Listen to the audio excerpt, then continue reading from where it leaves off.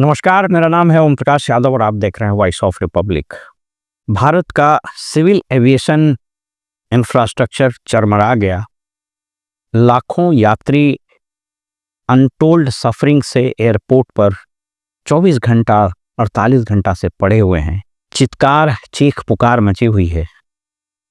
कोई बूढ़ा आदमी इलाज के लिए जा रहा था, कोई अपनी बेटी के शादी के लिए जा रहा था, कोई बच्चा अपने इंटरव्यू और अपने जॉब के एग्ज़ाम के लिए जा रहा था और कुछ लोग छुट्टियां भी मनाने जा रहे थे। सबका बुरा हाल है और ये हाल इंडिगो के हठधर्मी रवैये और उसके इस अहंकार पर के कारण हुआ है, जिसमें उसको यह विश्वास था कि डीजीसीए और सरकार उसका क्या बिगाड़ेगी यदि उसने कानून को नहीं पालन किया तो।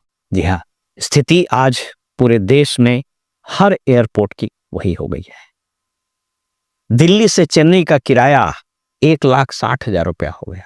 लोग कह रहे हैं कि दिल्ली से रांची जाना ये महंगा है बनिस्पत दिल्ली से इंग्लैंड जाना। ये क्यों हुआ, कैसे हुआ, इसको समझने के लिए मैं महाभारत की एक कहानी आपको सुनाता हूँ।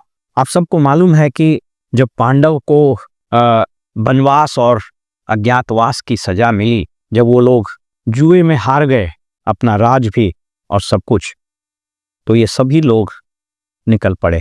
इसी बीच एक चकरा गांव था, जहां गांव के बाहर बकासुर नाम का एक दैत्य आकर रहने लगा। उसने कहा गांव वालों को कि तुम मेरे भोजन का प्रबंध करो। गांव वाले डर गए, सोचे चलो कोई बात नहीं, अपने पेट काट कर हम बकासुर को का भोजन देंगे। तो पहले अनाज, फल, सब्जी देना शुरू किए। लेकिन बकासुर क्या करता था कि उसको खाने के बाद भी अगर उसका पेट नहीं भरता था तो जो वो भोजन लेके जाता था उसको मारकर खा जाता था। एक चकरा नगरी वाले बहुत परेशान थे, लेकिन सांत्वना देते थे कि ठीक है, एक दिन में एक ही आदमी को न खाएगा, हम लोग देते रहेंगे जीने के लिए, क्या करें।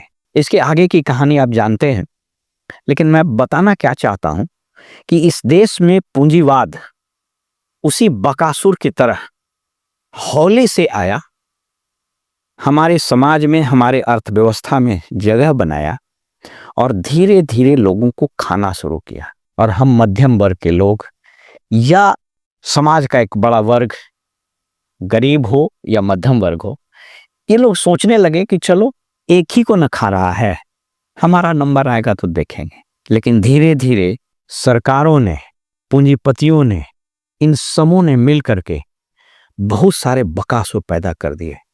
वही एक बकासुर इंडिगो भी है, वैसा ही एक बकासुर अडानी भी है, वैसा बकासुर अंबानी भी, और न जाने कितने बकासुर है। हर शहर में, हर कस्बे में ऐसा बकासुर बैठा हुआ है। प्रश्न ये है कि वहां तो बकासुर को मारने के लिए भीम आए थे, पांडव भी थे, क्योंकि पांडवों को लगता था कि अगर जनता पर अत्याचार हो रहा है तो हम अपनी जान की बाजी लगाकर, हम अपने प्राणों की आहुति भी देकर जनमानस को, जनता जनार्दन को बचाएंगे, क्योंकि हमारा दायित्व है, क्योंकि हम राजा हैं। तो क्या इस देश के राजा आदरणीय नरेंद्र मोदी जी या राज्यों के मुख्यमंत्रियों को इस बात का एहसास है कि वो जो गद्दी पर बैठे हैं तो उन्हें युधिष्ठिर की तरह राजा बन करके जनमानस, जनता जनार्दन के दुखों को खत्म करने के लिए जरूरत पड़े तो अपनी आहुति दे दें, ऐसी सोच रखते हैं? या ये लोग वैसे दुर्योधन हैं कि जिनके कारागारों में कथित विद्रोहियों को भर के रखा जाता था और उसको दैत्य के हवाले कर दिया जाता था। ये इंडिगो की घटना, यात्रियों के साथ हो रहा अत्याचार, बेतहाशा बढ़ता हुआ एयरलाइन का किराया, ट्रेन के किराए, सुविधाओं की कमी होना, लोगों से टैक्स के नाम पर उसके खून से, शरीर से पैसा खींच लेने का जो कवायद, ये सब क्या वही कहानी नहीं बता रहा है कि सिर्फ काल चक्र बदल गया, समय बदल गया। हम लोग बेशक सतयुग में नहीं हैं, हम लोग बेशक द्वापर और त्रेता में नहीं हैं, लेकिन कहता है ना, दर्शन कभी नहीं बदलता है। तो हम लोग उसी बकासुर के समय में हैं।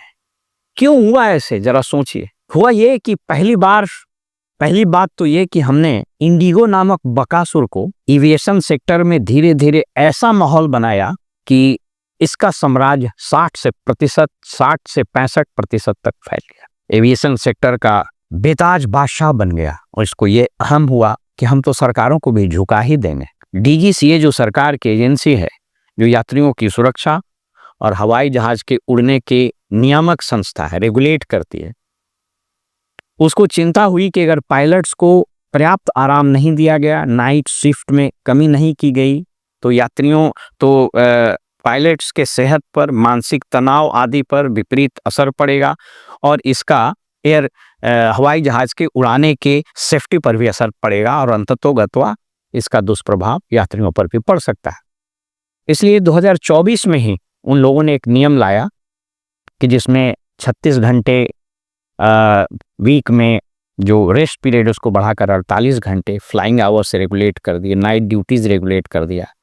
लेकिन इंडिगो को लगा कि 65% जब मेरा साम्राज्य है तो सरकार क्या मेरा बिगाड़ेगी, क्योंकि यह तो आम समझ की बात है कि अगर आपको प्रॉफिट में चलना, यही मैं बता रहा हूं कि जो प्राइवेट प्लेयर्स होते हैं, ये जो बकासुर होते हैं कैपिटलिस्ट, इनको किसी से कोई मतलब नहीं है, इनको अपने भोजन से मतलब है। भोजन से मेरा मतलब आमदनी से मतलब है। कैसे होगा? ज्यादा उड़ान भरे हवाई जहाज, कम स्टाफ रखा जाए, कम मेंटेनेंस किया जाए और ज्यादा पैसे की वसूली हो, जो अभी हो रही। डीजीसीए के नियमों को, आदेशों को धत्ता बताते हुए इन लोगों ने न तो पायलट्स की नियुक्ति की, न ही क्रू मेंबर्स की बहाली की और परिणाम ये हुआ कि ये लोग उसी स्ट्रेंथ से नंबर ऑफ जो फ्लाइट्स है, उड़ान की संख्या है, वो बढ़ाते चले गए। अभी जो मौसम है, जो सीजन है, ये लोगों के घूमने का, छुट्टियां मनाने का सीजन है और रश शुरू हुआ और बेतहाशा टिकटों की दाम बढ़ाई गई और परिणाम ये हुआ कि सब कुछ क्रैश कर गया। अब आप सोच करके देखिए कि एक तरह से इंडिगो तो अपने प्रयास में सफल ही हुआ, क्योंकि डीजीसीए को अपने उस नियम को ढील देते हुए कहा कि ठीक है, फरवरी तक इसको हम एग्जेम्प्ट करते हैं। ये सारे बकासुर, अगर इनको मारा नहीं गया, मारने से मेरा मतलब है कंट्रोल करने से, अगर इनके मनमानी रवैये को खत्म नहीं किया गया, तो हम सभी लोग, इस भारत के जो लोग हैं ना, ये किसी न किसी बकासुर के चंगुल में फंसने वाले हैं। एक सिंपल थ्योरी कहती है कि जो पब्लिक सेक्टर्स होता है, सरकारी उपक्रम होते हैं, उसको पहले उसके परफॉर्मेंस को खराब किया जाता है और इसमें सब लोग दोषी हैं, यूनियन, ब्यूरोक्रेट, सरकारें, सब। पहले उसके परफॉर्मेंस को खराब किया जाता है, उसके सर्विसेज को खराब किया जाएगा, फिर मीडिया में स्पॉन्सर्ड खबरों को चलाकर उसको बदनाम किया जाए, उसके बारे में परसेप्शन खराब होगा, उसके बाद प्राइवेट प्लेयर्स की एंट्री होगी और धीरे धीरे जो पब्लिक सेक्टर है, सरकारी कंपनियां, उसको ये बकासुर खा जाएगा। जब ये खा जाएगा तो इसका एकाधिकार हो जाएगा और धीरे धीरे धीरे समाज के हर क्षेत्र में, हर वर्ग पर इसका प्रभुत्व और एकाधिकार हो जाएगा। और यही हुआ। आज सोच करके देखिए कि सारा इंफ्रास्ट्रक्चर था बीएसएनएल का, उससे बड़ा इंफ्रास्ट्रक्चर किसी के पास नहीं था, लेकिन हमने बीएसएनएल को क्या नाम दिया? भाई साहब नहीं लगेगा। ये किसने बनाया था? ये मुहावरा, ये लोकोक्ति, ये परसेप्शन किसने बनाया था? इसके पीछे वही सारे लोग थे। भाई साहब नहीं लगेगा, भाई साहब नहीं लगेगा। हमने उसको खत्म कर दिया। जियो और एयरटेल दो बचा, अब लीजिए। पहले तो फ्री में दिया, अब लीजिए। हमने रेलवे को वैसे ही बदनाम किया और धीरे धीरे आउटसोर्स हुआ। हमने सरकारी एयरलाइंस को ऐसे ही बर्बाद। अभी सरकारें ढूंढ रही किस पर कार्रवाई कीजिएगा, आपके हाथ में कुछ है ही नहीं, सब कुछ तो खोल दिए। बकासुर को तो आपने छोड़ दिया था, तो अब तो बकासुर का आकार इतना बड़ा हो गया कि इलेक्टोरल बॉन्ड्स और बहुत सारी चीज से आपकी ही कुर्सी की बैंड बजा देगा, जैसे होता है ना साउथ अमेरिकन कंट्रीज में, बनाना रिपब्लिक्स में। ड्रग लॉर्ड्स इतने पावरफुल हैं कि राष्ट्रपति प्रधानमंत्री को उठाकर फेंक देते हैं। तो वही हाल तो यहाँ हो गया।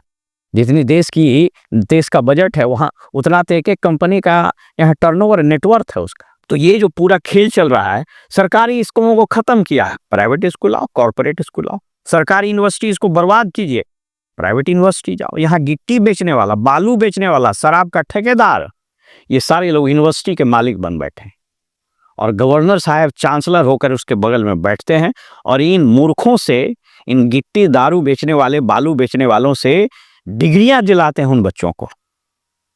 ये सारा खेल इस देश में वैसे ही चल रहा है कि जैसे महाभारत के काल में बकासुर का चल रहा था।